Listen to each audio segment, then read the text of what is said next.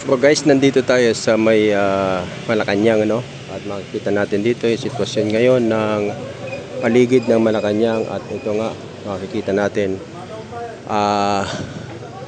naka full alert sila, ka full alert. At ang daming kapulisan tayo na nakikita dito ngayon. Yan, dahil pulis paligid, dami guys. So mapapansin natin na naka full alert po ang kapulisan dito. At kapansin-pansin natin na napakaraming pulis, na nagtitipon-tipon. At may mga extra pa rito ng mga ito.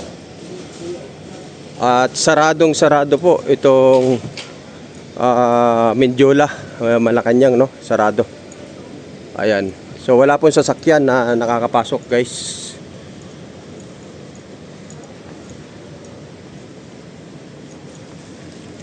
Ang makikita lang natin ay pawang mga kapulisan, punong-puno ng pulis. Oy, nalaglag na ang kalakal mo. Ayan. So dito, siyempre, yung business as usual. Ayan. Pero ang customer nila mga pulis. Ayan. So ayan. Pero ang customer nila guys mga pulis. Ayan. Dahil yun nga, sa paligid ng Malacanang ay puno ng barbed wire, puno ng kapulisan. At ipinagbabawal na nga ang pagpasok ng lahat ng uri ng sasakyan, mapamotor man, mapabisikleta man, o kahit ano pa man, ay hindi na po pwedeng pumasok dito. Yun. At siyempre may mga media, vlogger. Ano sir? Parang ano rito, tahimik nagpamalsun tayo kapag. Tawagan mo kasi tiyat para ano na makapagkatapos. So, dito tayo guys At tahimik na tahimik. Pero yung sa gawi doon, makikita natin, naka full alert po yung mga pulis. Ayun, napakaraming pulis doon guys. Doon sa kabila. Sarado na. At pati yung yun So dalawang container ng magkapatong ngayon So talagang hinarangan nila ng gusto yung daanan ng Malacanang. Bukod sa may mga barrier, concrete barrier, meron pang barbed wire. At bukod dun sa barbed wire, meron pang container. At hindi lamang container, dalawang patong pa na container ang makikita natin. Yan. At siyempre dito sa ayun container din. Container din yung nakahambalang dito. At dito naman sa gawi dito ay mga kapulisan. So pawang mga kapulisan din ang nakikita natin dito. At napakatahimik guys, tahimik ang lugar. Ang makikita lang natin, may mga pangilan-ngilan tayong mga kababayan na dumadaan. Pero wala na pong sasakyan. Kontrolado na po. Kontrolado na po ng mga kapulisan. Itong Mindiola, kahabaan ng Recto Ligarda. At ito na nga, mga pulis ang ating mga natatanaw. Pawang mga kapulisan lang. Ayan. So mula dun sa Mindiola, ito na po, yan. Ayan na po yung makikita na. Yan na po. Yung mapapakikita nyo, pawang mga mobile, fire truck, at lahat.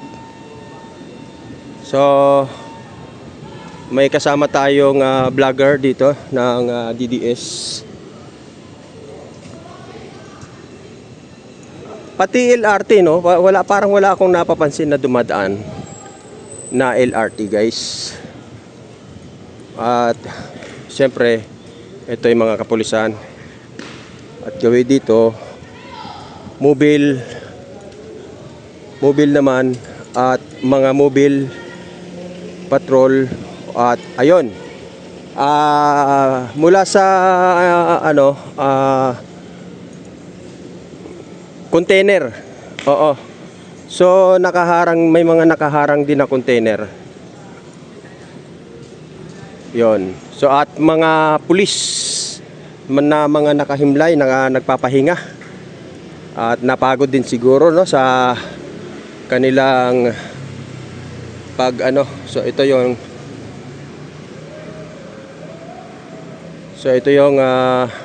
kanilang pananggalang. Ayan. So handang-handa sila, guys, sa mga kung ano mga kaganapan o mangyayari. At isang katerbang kapulisan nga yung nakikita natin dito sa may San Sebastian, ayun, church. Yun. So wala tayong ibang makikita kung civilian na mga nagdadaan, kung hindi mga pawang kapulisan lang. Halos pulis ang nakapaligid. Halos kapulisan ang mga nandirito.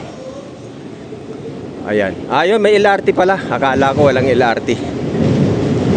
Eto, guys.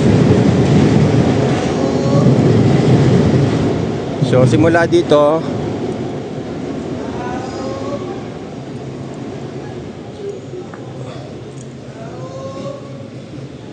hello po. Yan. So nagpapahinga po yung ating mga kapulisan, guys. Nagpapahinga. So pawang mga kapulisan po yung nakikita natin. Wala tayong nakikitang mga civilian dito.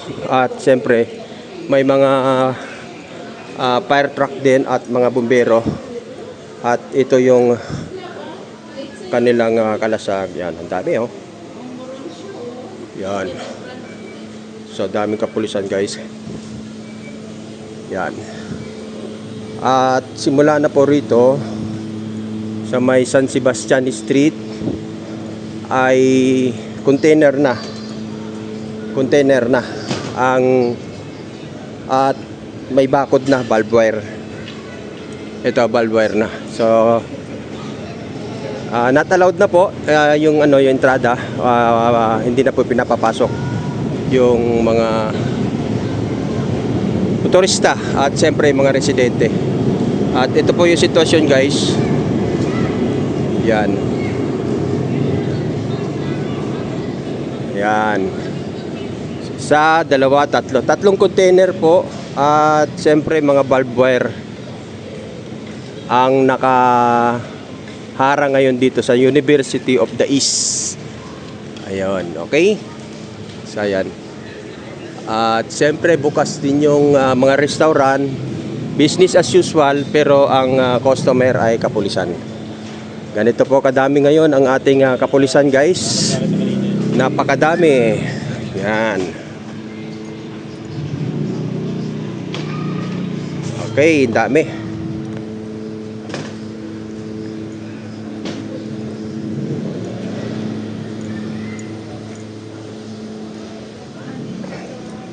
So balik tayo doon sa Ligarda, sa may Malacanang. At ito nga yung talaga namang para tayong nasa war zone. Parang alam mo, naalala ko nung nasa Mindanao ako. Nung ako'y bata pa kasi, guys, naranasan ko yung magtatakbo sa gera. Nung araw, ganito karaming mga sundalo din yung nakikita ko. Pero maliban ngayon, mga kapulisan ito. Pero nung kabataan ko, grade 1 ako noon, tandang-tanda ko pa. Doon mismo sa bahay namin, kasi yung bahay namin, sawmill. Yung sawmill na yon, malaking malaking bahay kasi yun na yung gilingan ng troso. So yun ang ginawa nilang kampo. Kaya parang bumalik sa aking alaala nung time na yun na nagkaroon ng labanan doon sa naturang lugar. Basta 80s pa po yata yun. Oo, 80s pa yun, 80s pa. Yun ang aking naano. Ayan, so pabalik tayo sa may Malacanang. So kung ano yung nakita nyo, simula nga dun sa may San Sebastian. So ganito po yung sitwasyon at ito na nga. So titingnan natin kung sa ibabaw naman akyat tayo sa itaas ng footbridge. Subukan nating umakyat para makita natin yung sitwasyon.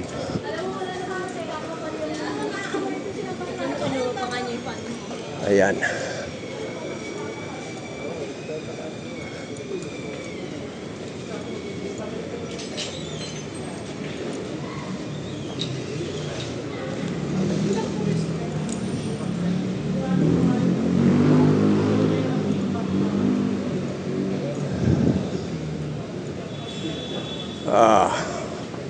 So titingnan natin guys kung ano ang sitwasyon ngayon dito para yung sa mga gustong mag-update kung ano po ang sitwasyon dito sa Malacanang. Ganito po, naka full alert na ba? So naka full alert dito sa may Lizardo Street ay 2 container din ang nakaharang magkabila ang daan.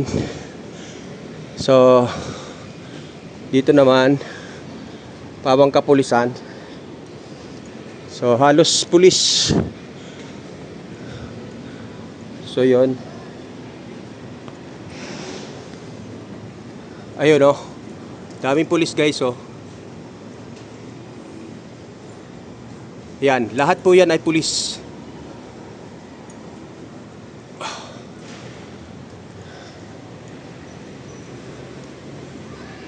So yan. Ito ang sitwasyon.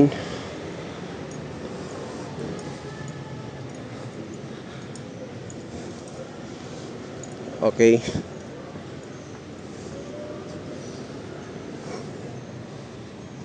So yan po yung sitwasyon.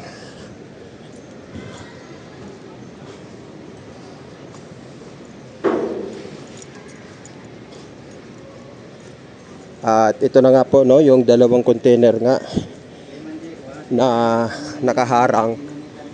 Yan. So 2 container.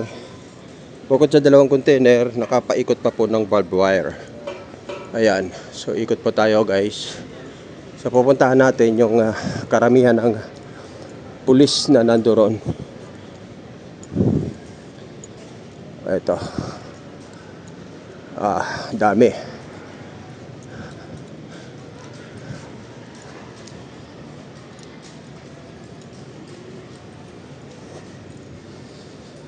Yun, daming kapulado. So halos lahat ay gamit ng pulis. Ito, may mga pananggalang, may baton. Ito sila.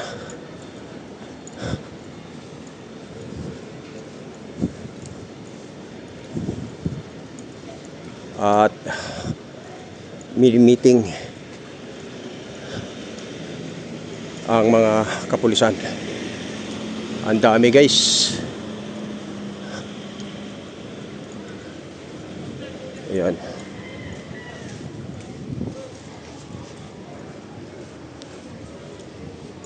Dami. Ayan.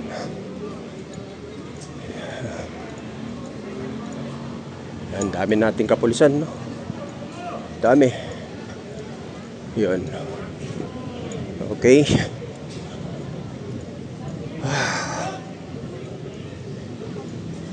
So kinukuha yung attendance nila lahat guys. At siyempre may nakaabang din na fire truck, mga fire volunteers. At napakarami. Yan dahil nating kapulisan. Dito to sa may ano street naman to. O yan. Okay. Ayan. So ang dami. Okay. So ikot ulit tayo. So sa mga gusto pong i-update kung ano pong sitwasyon ngayon dito sa Malacanang, ito po yung sitwasyon, guys. Ito sila. Napakarami. Ang dami-dami. Naka-full alert. Ayan. Okay. Bawal. So hindi po pinapapasok. Okay. Ayan. So balik tayo sa harap Ligarda sa may tap. So ayan aming kapulisan. Ilan-ilang mga sibilyan ang nakikita.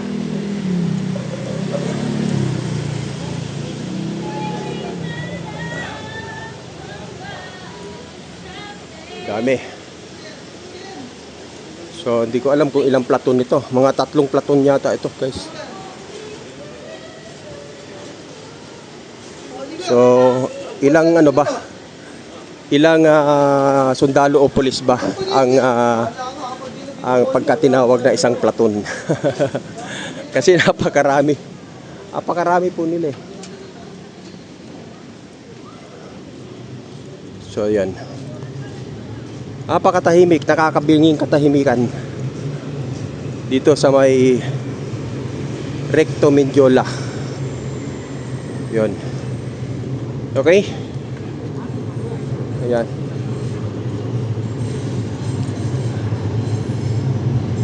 So, ang hindi lang natin alam, kung may magtatangkaman na pumasok ng mga relihista, ay mahihirapan po sila, guys, na makapasok na rito sa Bukana. Kasi doon pa lang sa mga naturang lugar ay may mga container na at mga kapulisan na mga nakaantabay. Kaya para silang dadaan sa butas ng karayom kung sila po ay pupunta rito, no? So napakarami pong harang ang kanilang dadaanan bago po sila makapasok dito sa Ligarda. Ayan, guys. So muli, maraming salamat sa pagsama sa inyo. Yabagis Vlog po at nag-a-update dito sa Ligarda, Mindiola, Malacanang.